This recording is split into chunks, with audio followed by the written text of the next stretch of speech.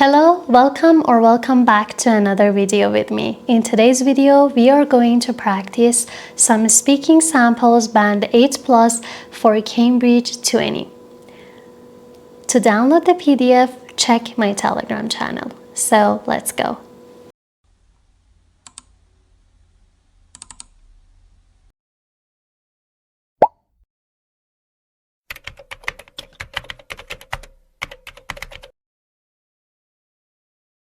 Absolutely. I've always been fascinated by museums. Even as a child, I was drawn to historical exhibits and ancient artifacts. I used to watch a lot of historical movies, so going to museums felt like stepping into those stories. I loved learning about different eras and civilizations.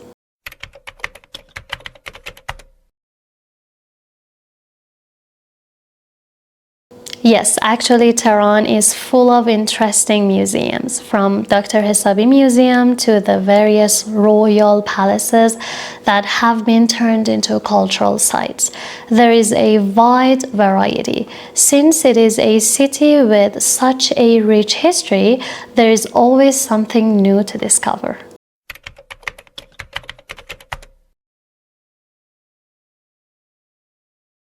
To be honest, both options have their charm. When I go alone, I can take my time and really focus on the exhibits, but going with friends can be more fun and interactive. You end up discussing things and learning from each other. I especially enjoy visiting museums while on vacation, exploring how different cities present their history.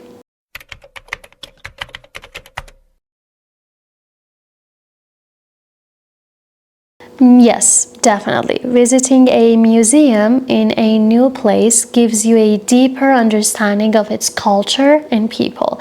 It is one thing to visit tourist attractions, but museums provide real context.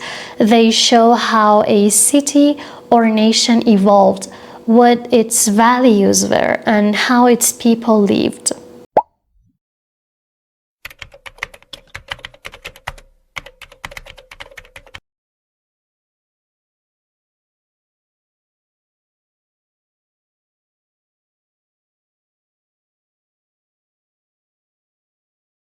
One of the most rewarding things I've done in recent years has been launching my own YouTube channel. If I hadn't finally pushed myself to take that first step, I'd probably still be stuck planning the perfect setup instead of actually creating anything. What really made it special was the fact that I overcame my own perfectionism. For the longest time, I kept delaying it, thinking I needed the best camera, the right mic, proper lighting. Everything had to just be right. But the truth is, had I waited any longer, I might never have started it at all. It was after months of encouragement from friends and colleagues that I finally decided to just begin, even if it wasn't perfect. And surprisingly, once I uploaded my first few videos, the response was overwhelming. Within just 6 months, I had reached over 12,000 subscribers, and that is actually the fastest growth I've ever experienced on any platform. It wasn't just the numbers that felt satisfying, it was how much I grew personally. Not only did I improve my content creation skills, but I also learned how to connect with a wider audience. If you had told me a year earlier that I'd be earning money from content I filmed at home, I wouldn't have believed it. What I've learned is that waiting until everything is perfect can actually hold you back.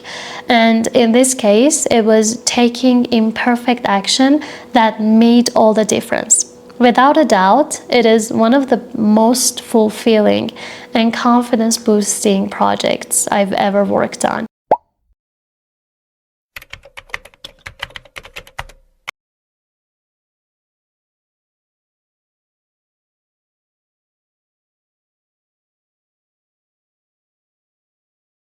In general, yes, having ambitions can be incredibly motivating. It gives people direction and a reason to push themselves. But if it turns into obsession or unrealistic expectations, it can backfire. Some people get so focused on success that they forget to enjoy the journey or appreciate what they've already achieved. So I'd say ambition is positive, but only when it's balanced with self-awareness.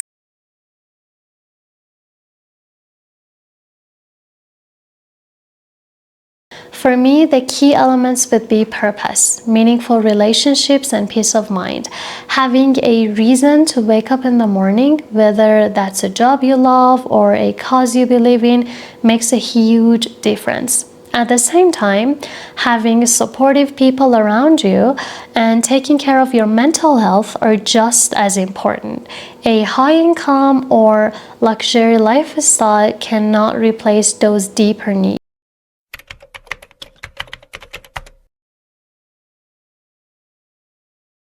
It really depends on the individual, but I personally think having good colleagues makes a bigger difference in the long run. A toxic environment can ruin even the best paying job. When you work with people who support you, who inspire you, it boosts your motivation and makes the day go by faster. Of course, salary matters. We all need financial security, but I'd rather earn slightly less and be happy at work and earn more and dread every morning. I think the most common ones are career, finances, and personal relationships. A lot of people end up in jobs they don't enjoy or they feel stuck because of financial pressure. Relationships can also be a source of dissatisfaction, whether it is friendships, family dynamics, or even feeling isolated. And nowadays, I think social media plays a role too.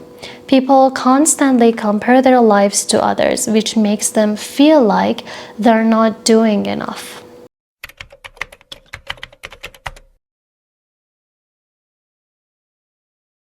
Not necessarily. Some people thrive in one stable job for years, especially if the role allows growth or evolves over time.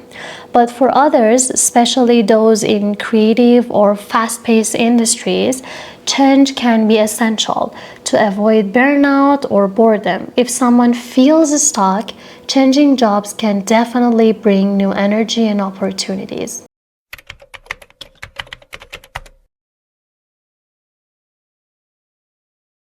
I believe it is, but it depends on the mindset and the environment. Even in physically demanding or repetitive jobs, people can feel satisfied if they are treated fairly, given recognition, and see purpose in what they do. That said, some roles might require more effort to stay motivated, especially if the work is undervalued or underpaid. Thanks for watching my video. See you till next time. And don't forget to subscribe and also follow my Instagram page and join my Telegram channel.